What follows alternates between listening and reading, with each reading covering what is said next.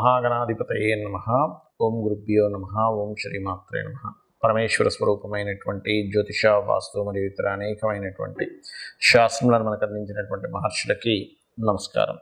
హయగ్రీవ హయగ్రీవ హయగ్రీవేతి యో వదేత్తస్య నిస్సరతే వాణి జన్మకన్యా ప్రవాహవత్. అరుణాం కరుణాతరంగితాక్షీం ధృతపాశాంకుశపుష్పబాణచాపాం అనిమాదిభిరావృతాం మయూకైః అహమిత్యేవ విభావయే భవానీం. శ్రీమాత్రే నమః. మనం ఈరోజు చెప్పుకోబోయేటువంటి అంశం ఏమిటి అంటే, ఒక్కొక్క అంశము వల్ల వారు దారిద్ర్యాన్ని అనుభవిస్తూ ఉంటారు.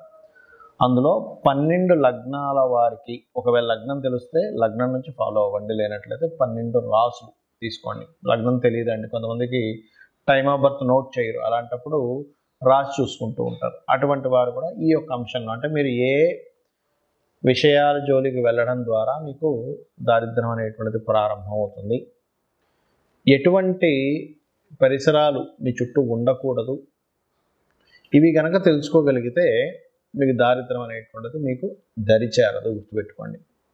ఇది ఒక్కొక్క లగ్నరీత్యా ఉంటుంది, దానికి మంత్రం కూడా ఏం చేసుకోవాలనేటువంటిది ఉంది. ముఖ్యంగా లగ్నము రాసి ఏమీ తెలియని వాళ్ళు కూడా ఏ మంత్రం చేసుకోవాలో కూడా చెప్తాను, దారిద్ర్యం దగ్గరికి చేరకుండా ఉండడానికి. 1 by 1 మనం ఇప్పుడు చెప్పుకుందాం. కర్కాటక లగ్నము, కర్కాటక రాశి. కర్కాటకం వారికి ముఖ్యంగా ఎక్కడ వీళ్ళు రాంగ్ స్టెప్ పడుతుంది, ఎక్కడ వీరు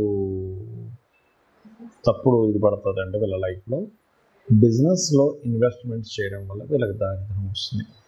అంటే ఏమిటి, అసలు ఇన్వెస్ట్మెంట్ చేయకూడదని కాదు నేను చెప్పేది, సరైనటువంటి వాటిల్లో ఇన్వెస్ట్మెంట్ చేయకుండా ఇంకో దాంట్లో పెడతారు, అక్కడ వీళ్ళు ఇరుక్కుపోతారు. కాబట్టి ఇన్వెస్ట్మెంట్ చేసేటప్పుడు, లేదా కొన్నిసార్లు ఏదైనా బిజినెస్లో వీళ్ళు వెళ్ళి అక్కడ సంతకం పెట్టాల్సి వస్తుంది అగ్రిమెంట్లో. ఆ అగ్రిమెంట్లో అసలు ఏంటి కండిషన్స్ రాసుకున్నాము ఏంటి అనేది చూసుకోకుండా అగ్రిమెంట్ చేస్తారు, అక్కడ వీళ్ళు ఇబ్బంది వస్తుంది. అలాగే బంధువర్గం వారితో కలిసి, లేదా బంధువర్గం వారికి ఏదైనా అప్పు ఇచ్చి అందులో ఆ అప్పు మూలంగా ఏదైనా ఇన్వెస్ట్మెంట్ చేసి అక్కడ ఇరుక్కుంటారు వీళ్ళు. 99% ఆఫ్ కేసెస్. ఇంకా వేరే రకంగా ఇరుక్కున్నామండి అంటే వాళ్ళ పర్సనల్ చార్ట్లో ఉండేటువంటి కాంబినేషన్స్ని బట్టి ఉంటుంది. మరి ఇక్కడ ఏమవుతుంటాయంటే, ఇంకో కొన్ని విషయాలు చెప్తాను చూడండి. కొంతమంది ఏమీ రాసుకొని నోటి మాట మీద ఇచ్చేస్తారు కొన్ని విషయాలు.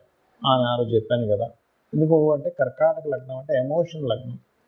ఎమోషన్గా చేసేద్దాం, ఏం పర్లేదు, మన వాళ్ళే కదా మనం అంతా అని చెప్పి అలా వెళ్ళిపోతుంది వీళ్ళ మైండ్ సెట్ అంతా కూడా. అక్కడ ఏమవుతుంది, మన వాళ్ళే, ఏం కాదులే, వీళ్ళు మన వాళ్ళే, వాళ్ళు మన వాళ్ళే, చెప్పేద్దాం, చేసేద్దాం. అదేమైపోతుంది ఆఖరికి వచ్చేసరికి, మీరు అది అలాగా ఇలా చెప్పారంటారు.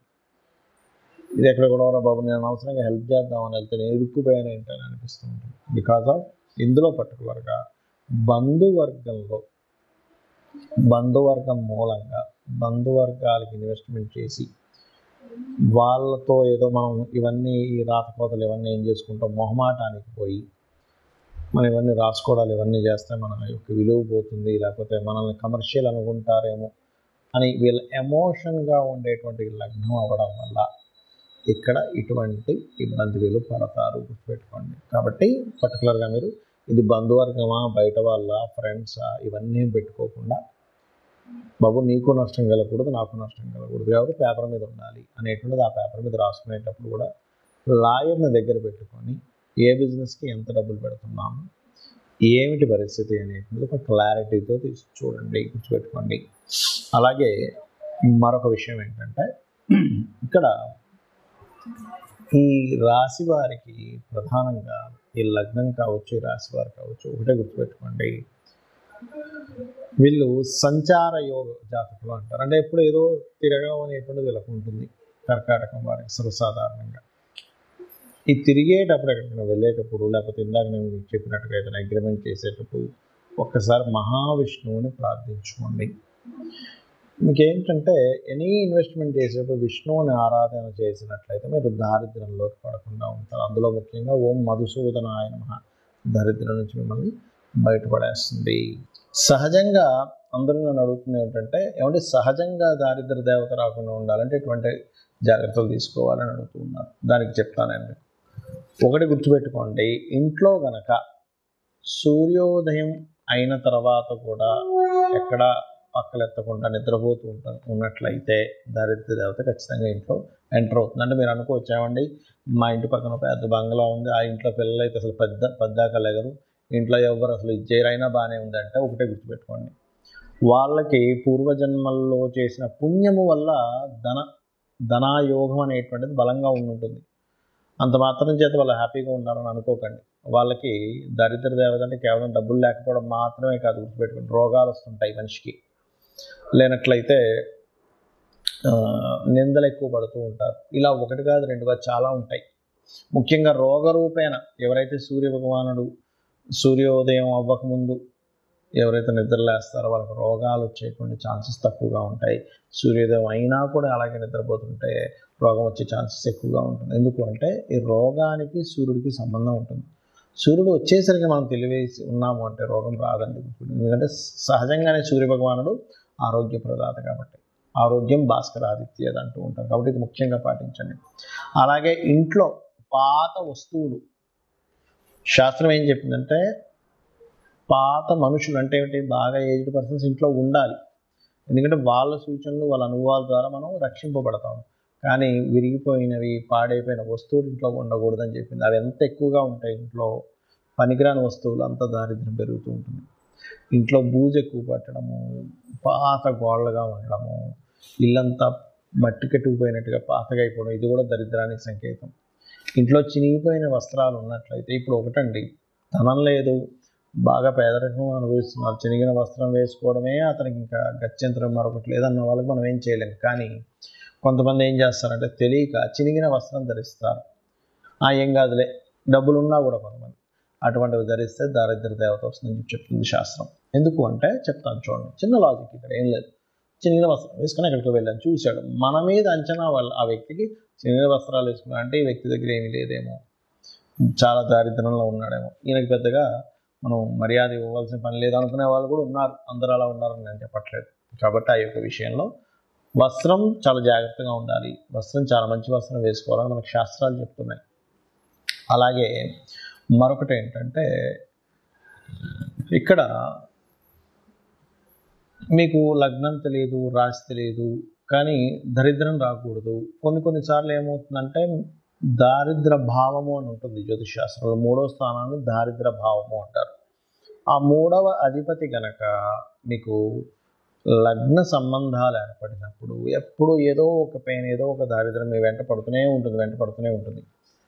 అప్పుడు మీరు చేయవలసింది ఏమిటంటే, విష్ణు సహస్రనామాల్లో ఒక నామం ఉంది. మీకు దారిద్రం పోవడానికి, మీకు ఎప్పుడు పెయిన్ ఉంటే పోవడానికి ఏమిటది అంటే ఓం మధుసూదనాయ నమః.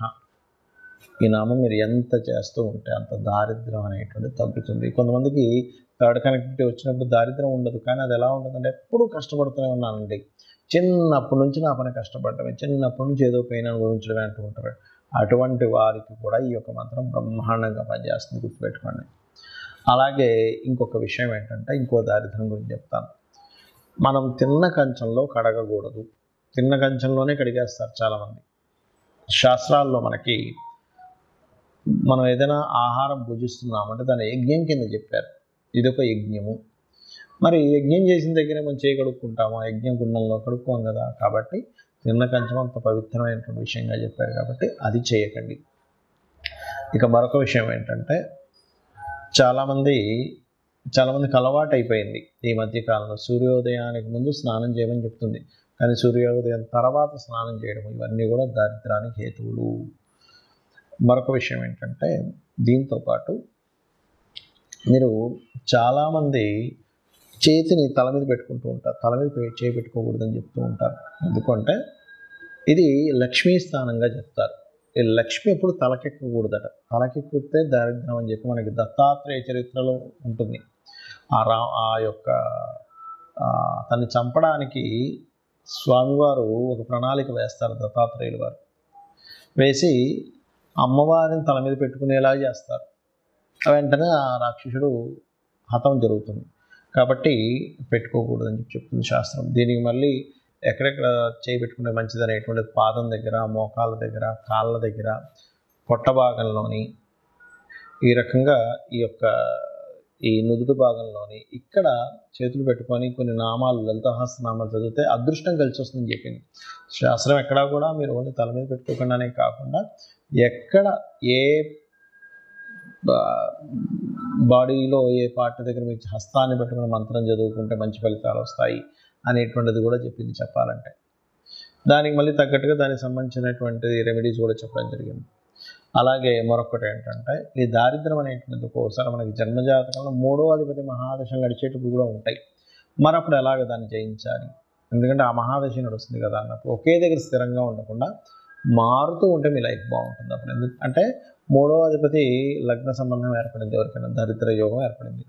అప్పుడు ఆ జాతకుడు ఆ ఉన్న ఊరు నుంచి వేరే ఊరికి వెళ్ళి బ్రతికితే బాగుంటుంది. చాలామంది చూడండి ఊర్లలో ఏదో పని చేసుకుని బతుకుతారు, అసలు ఎదగరు. కానీ అదే వ్యక్తి సిటీకి రాగానే మళ్ళీ బాగుంటుంది. ఎందుకు?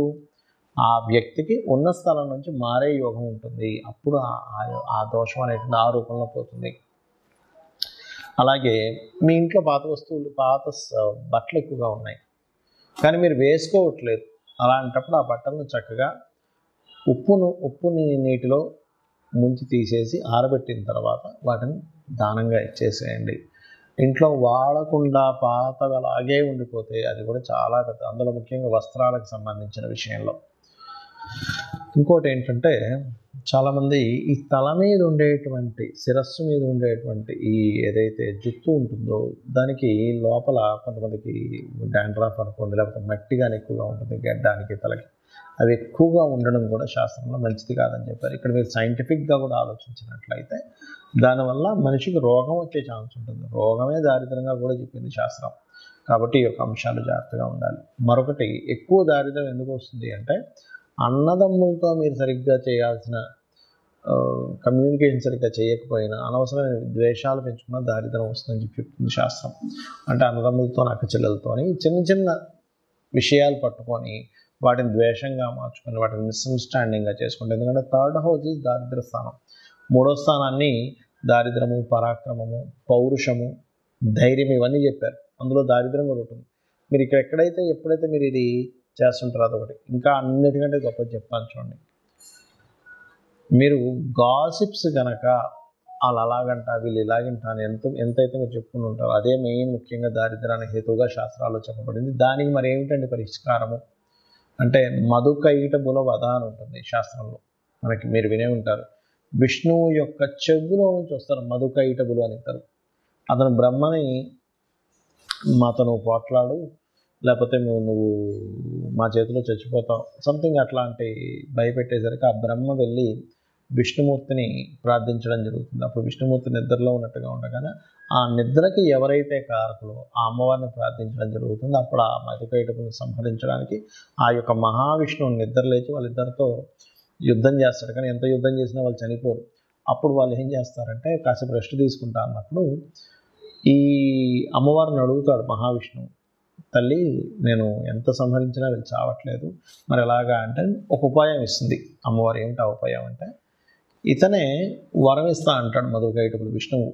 నేను మీతో ఎన్ని సంవత్సరాలు 1000 సంవత్సరాలు యుద్ధం చేసిన అయినా సరే మీరు చాలా బాగా యుద్ధం చేశారు, కాబట్టి నేను మీకు వరం ఇస్తున్నాను తీసుకోండి అంటే, వాళ్ళ మతం ఉంటుంది కదా, ఏంటి నువ్వు మాకు ఇచ్చేది ఏంటి వరం, నేనే మీకు వరం ఇస్తున్నాను అంటాడు ఆ మహావిష్ణువుకి వీళ్ళిద్దరు అన్నప్పుడు.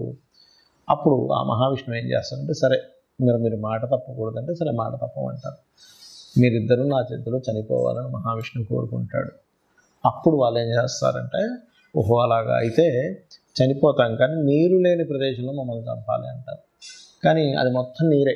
నీటి మధ్యలో ఇతను శేషపాను పైన ఉంటూ ఆ యొక్క పద్మం నుంచి వచ్చినటువంటి బ్రహ్మగారిని చంపుదాం అనుకున్నారు కదా వీళ్ళు.